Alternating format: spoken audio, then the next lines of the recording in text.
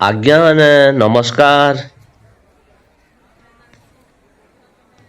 इड़ा हूँ blogger expert YouTube channel.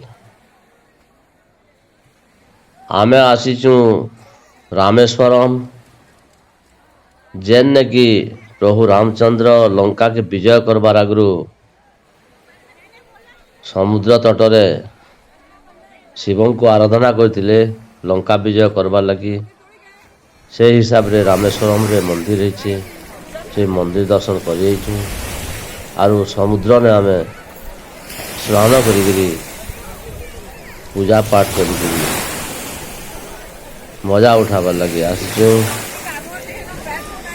देखो समुद्र दृश्य, लोग मानकर गहली, सूर्योदय दृश्य सबु किसी एक गोटे वीडियो रे आप देखि पारबे। पूजा पाठ आम भक्त मैंने भी केमिति करिछन सेटा भी देखुन। पत्थर शिवलिंग इटा समुद्र तटरे अच्छन। इने गाधी सारा परे पूजा करा होचे, सुविधा अच्छे।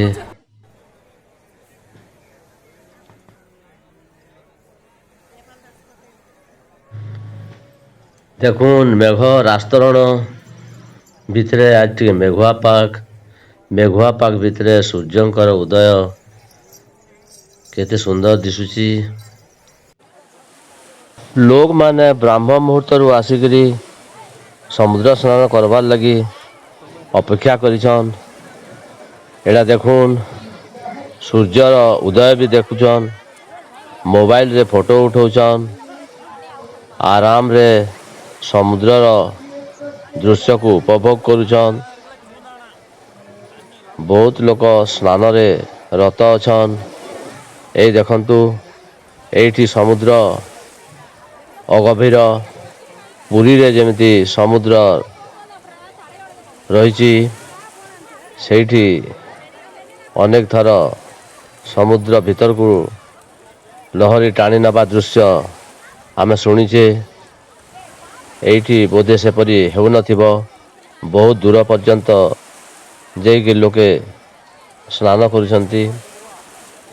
मु प्रथम रु थरे आसीथिली जेतेबेले सेतेबेले तो मन हेतिला जे एठी समुद्र नाही, एठी गोटे बड़ पोखरी अछि जा तरंग पोखरी भलिया। एबे किंतु पूर्णिमा दिन रे सूर्य चंद्रंकर प्रभाव जोगु उत्ताल ढेउ आसी थाए। ए देखंतु आमर भक्त माने पूजा करुछंती, लिंग स्थापना करिछंती बाली रे एवं तांको फूलमाଳ देउछंती, प्रसाद देउछंती एवं स्तोत्र पढ़ी गीत गाउछंती एवं हुड़हुड़ी मध्य देवे। देखंतु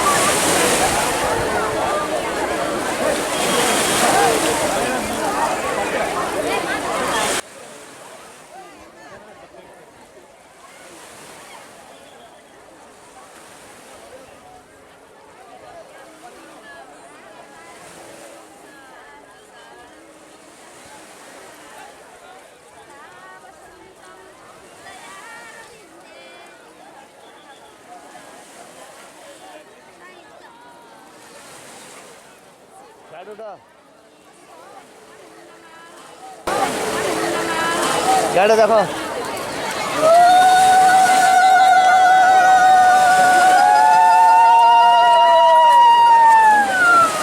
यार उठो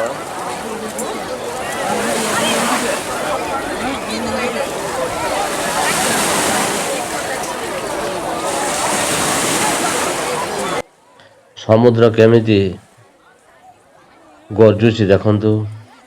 ତା ଲହଡ଼ା ମାନ ଆସି କୂଳରେ ପିଟି ହେବା ବେଲେ କେମିତି ଶୁଭୁଛି ଦେଖନ୍ତୁ।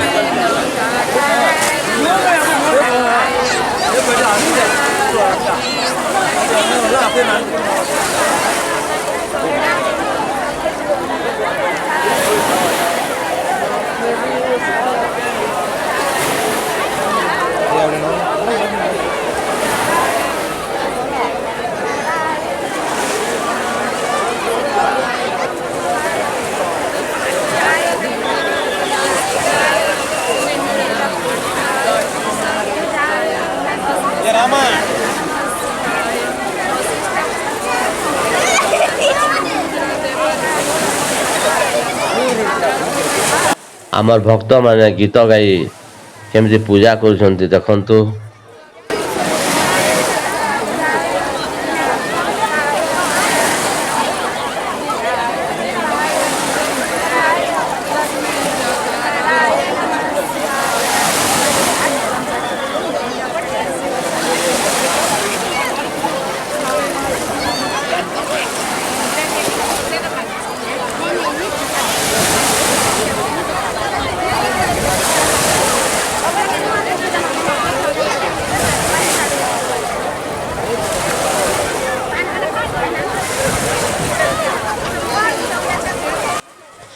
ସମୁଦ୍ରର ଗର୍ଜନ ସହିତ ଯେଉଁ ଜନସମାବେଶ ହୋଇଛି ତାର କୋଳାହଳ ମିଶି କେମିତି ପରିବେଶ ସୃଷ୍ଟି କରୁଛି ତାକୁ ଦେଖନ୍ତୁ। ସେହି ପ୍ରାକୃତିକ ପରିବେଶ